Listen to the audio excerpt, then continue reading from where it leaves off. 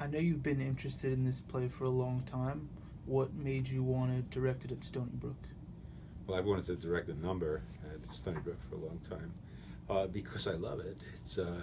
It's a play that is designed in a way. I'm going to use the word simple.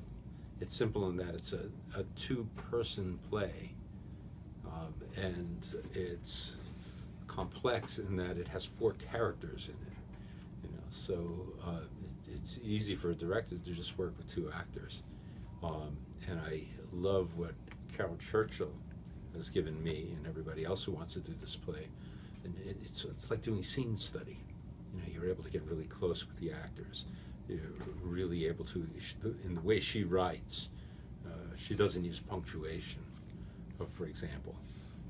And there's just so many interpretations in the way these lines can be acted that it allows that group of actors, two actors and a director to work really, really closely. And so I love that. But rather than making things simple around here, we thought that we started thinking of how can we involve more students. I really wanted a lot of students to be involved in a main stage production. And we were looking for a play that had some science to it.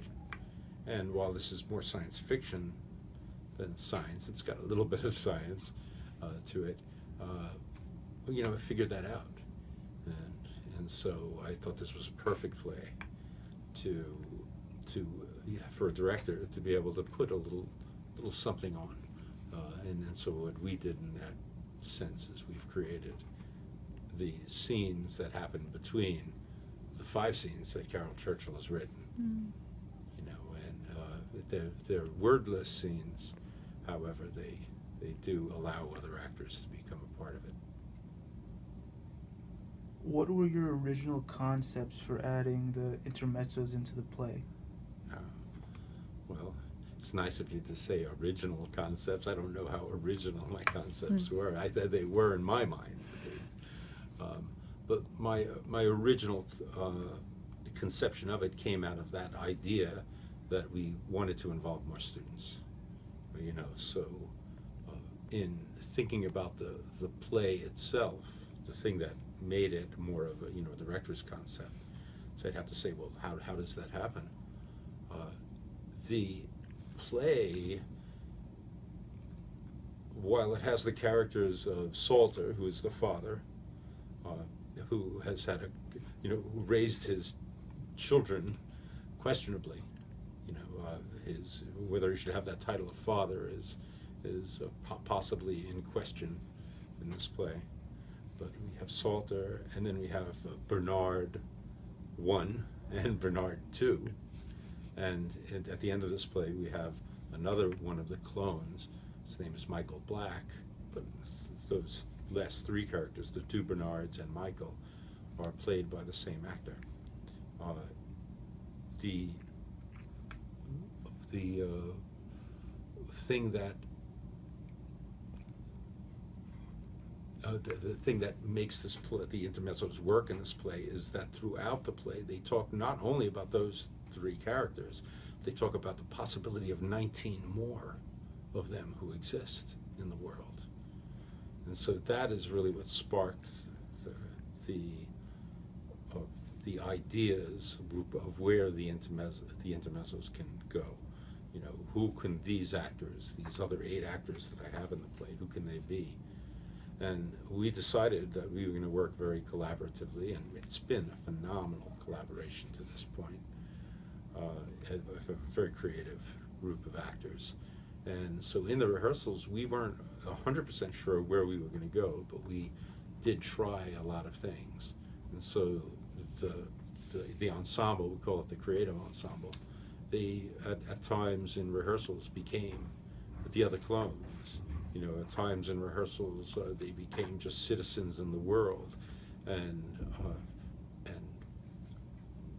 we started delving deeper and deeper into what is identity and what are genetics, and so that's how the ensemble kind of grew. They came up with the ideas. You know, I kind of gave them a general outline of where we were working, and they created scenes and vignettes, closer to vignettes, of things that happen that might be happening outside of their apartment. You know, outside of Salter and Bernard's apartment, things that might be happening in the world of the people who created the clones. You know, all of the exposition that's in the play, the things that explain, you know, for an audience who can easily get confused in this play because you have an actor that looks the same and he comes in playing different characters. A lot of that exposition has gone into these intermezzos, or become part of the intermezzo. So figure out who the lab technicians are. We created a lab scene. You know, who are the people immediately outside the door on the city streets? How do the Bernards interact with other people? And then ultimately, how does Salter, the father, how does he interact with potentially his other sons? You know, even though a lot of our ensemble are women, we you know, that even played a part of it. You know, the idea of we work with masks, and we, you know, really play with identity a little bit, which is Carol Churchill is very well known for. You know, plays like Cloud Nine and other of her plays, Top Girls. And, you know, I still think this is one of the best. I see that you've done quite a lot of science plays and teach acting techniques to scientists. What interests you most about the intersection between theater and science, and how do you see the two mesh together? Right. Well, that's interesting. I don't really teach acting to scientists.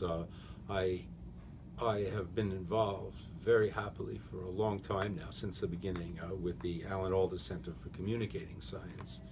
And the course that I taught there used to be called Improvisation for Scientists. So I taught improvisation. And the purpose of it was not to turn scientists into actors. The purpose of it was to use the techniques that we as actors use often to become better actors, to allow scientists to become better communicators. In the course of working there at the center and working with the center and working with thousands of scientists, I of course have become fascinated by their work. You know, we've worked with scientists who have worked on clones. You know, there's a man in one of the videos that we're going to use in the show that I actually got to meet and you know, have lunch with. You know, and I didn't even realize it was him. It was James Watson who discovered DNA. You know, I worked with him at Cold Spring Harbor and all around the country, and so I'm fascinated by the intersection, if you will, of science and art. Is that they're two sides of the same coin. Scientists and artists want to know how the world works, and they experiment to see what happens. You know, when we put on a play, we're really doing an experiment. When we write plays, that's what we're trying to do. We're trying to give an idea of how the world might work, and then we put it up there with real people to see how that goes. Scientists, you know, I'd like to brag about how it's a similar process, but it sort of is. We both work in laboratories of a sort. You know, our theater is a laboratory for us in the arts, and scientists are extremely creative in their work. You know, while they adhere to academic rigor, that's sometimes the thing that stops them from communicating really clearly. However, when their creative side is tapped, we're able to come up with new ideas, new discoveries. With regard to the plays I've done, I've been involved in something called the Science Play Competition at the Yang Center for Theoretical Physics. We put on readings of those plays every year at the Simon Center for Geometry and Physics. And those plays we encourage scientists and non-scientists to submit 10-minute plays about science. And through that, again, I get a peek into the minds of a lot of scientists and how other people who are not scientists feel about science. You know, and I just think that it's an important part of the world. We need to listen to artists the same way we need to listen to scientists, because their purposes are the same. They want to make the world a better place. That's where I see the intersection. Thank you. Cool. Yep. That's it? That's it, yeah. All right, cool.